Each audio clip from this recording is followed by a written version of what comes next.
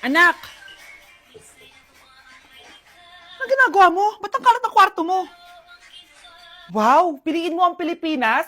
Gusto to na yung piliin mo ang Pilipinas? Proud Filipina kasi ako. Eh di ba sabi mo kanina sa akin, ayaw mo na tumira dito sa Pilipinas kasi sobrang init.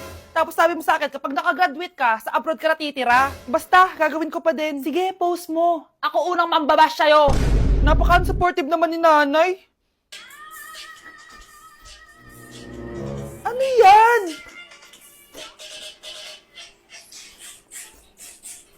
Kailan pa nag-sayaw yan? Eh, di ba transition yan? Ah, eto na po kasi uso ngayon, Nay, eh. Puro kayo sabay sa uso. Akala nyo maganda. Mukha lang kayo nakakatawa.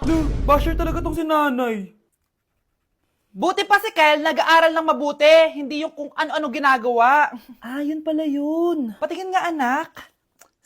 Sanananan. Tatak. Ano to, anak? Ah, lyrics po ng Asoka, Nay.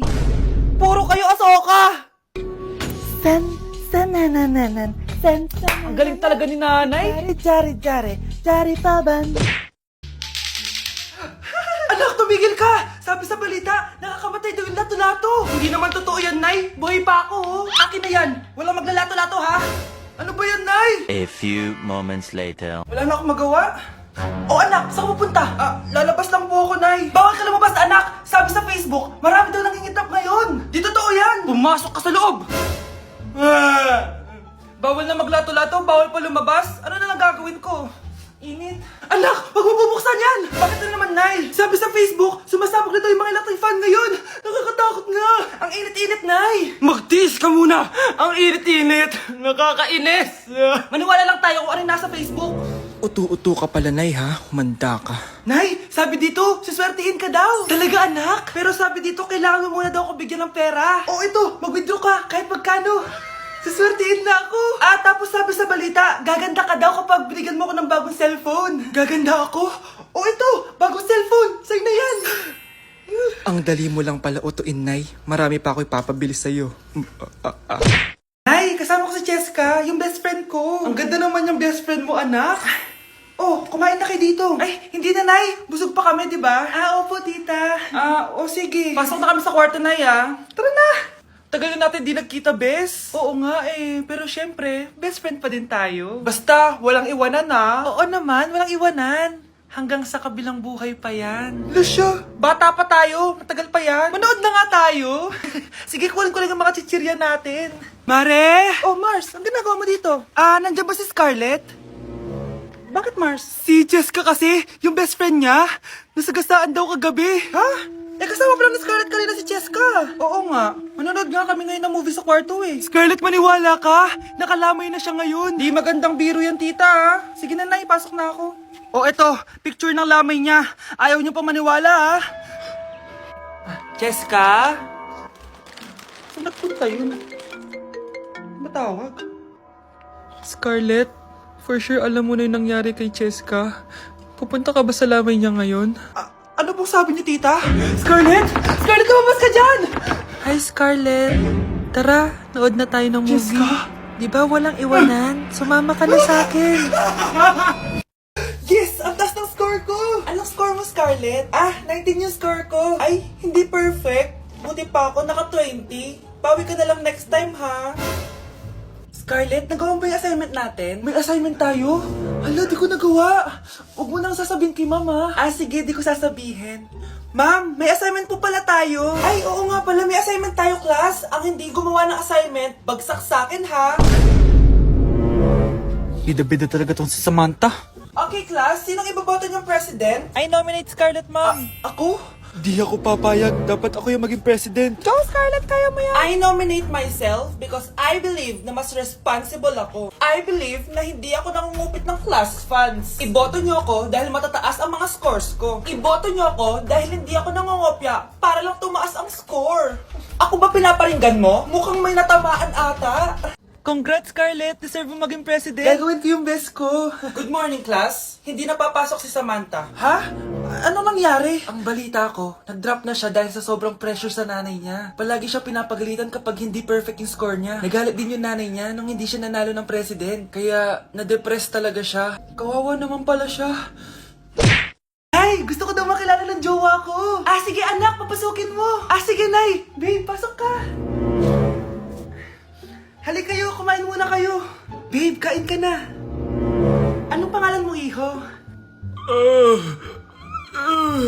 Anak, hindi ba ito nagsasalita? Baka nahihiya lang yan, Nay. Ikaw talaga, babe. Sige, kain na kayo.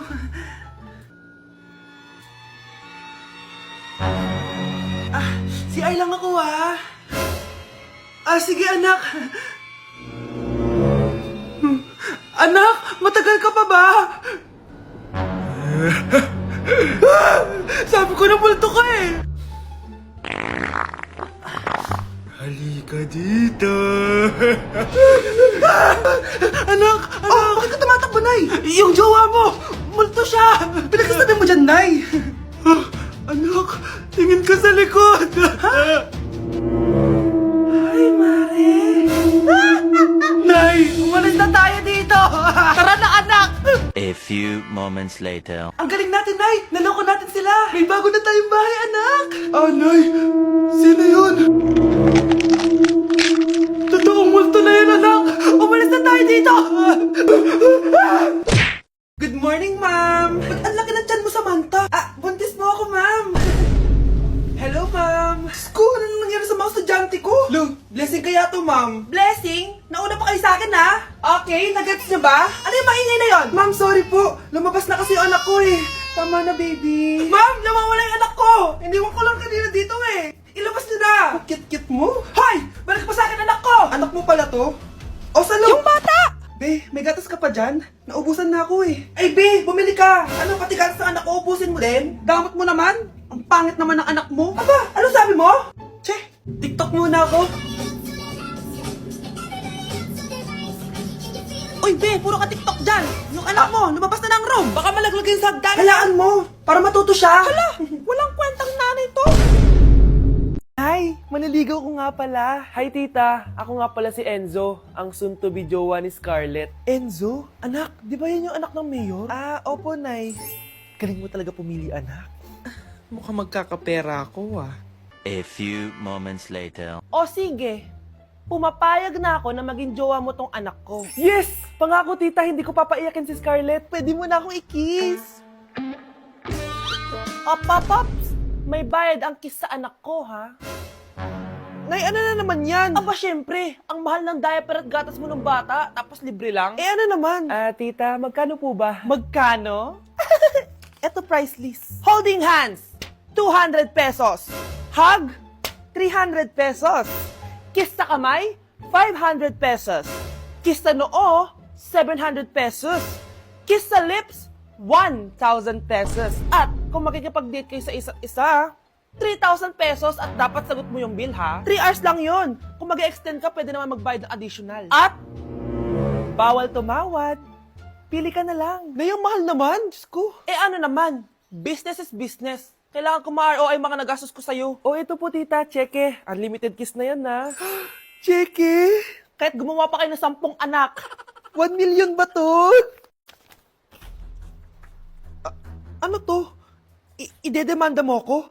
Ano ba ginawa ko sa'yo? Oo, ipapademanda kita. Gagawin mo pa akong business mo, ha? Wala ka namang business permit. Tsaka ang mahal naman ng mga presyo mo. Di naman gano'ng kaganda tong anak mo. Teka lang. Joke lang yun eh. Mahilig talaga ako mag-ganon. Isusumbong ko kayo sa tatay ko, Mayor. See you sa kulungan. Kukulong na naman ako. Nay, ito pala yung maliligaw number 1 ko. Approve ba sa'yo? Hello po, tita. So, ikaw pala yung maniligaw ni Scarlett? Ano ang kaya mong ibigay sa anak ko? Hindi man po ako mayaman. Pogi naman ako. Pas sa walang pera, sa daming luho ng babaeng to, hindi mo mabubuhay yung anak ko. Di naman importante yung pera na eh. Basta pogi. Next! Lo, mukhang pera to. Hi, tita. So, anong kaya mong ibigay sa anak ko? CEO yung tatay ko. Meron po kaming sports car, tapos malaki po yung bahay namin. Mayaman pero mukhang mabaho.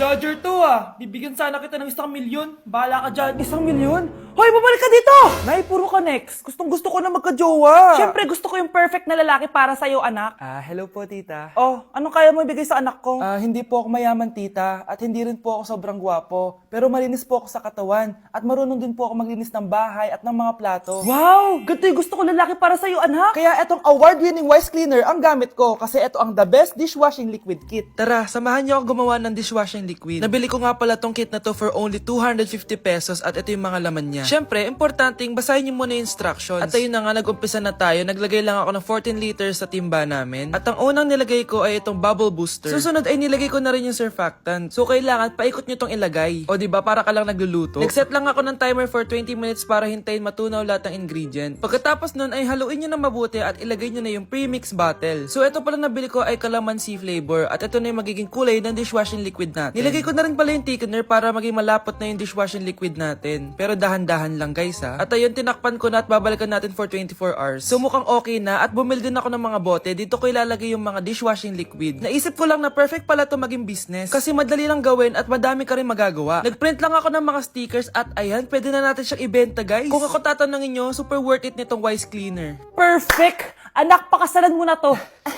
Sige. Pwedeng kiss the bride na agad. Dapat may 5 apo na ako bukas, ha? Maawa ka naman sa kifi ko, Nay.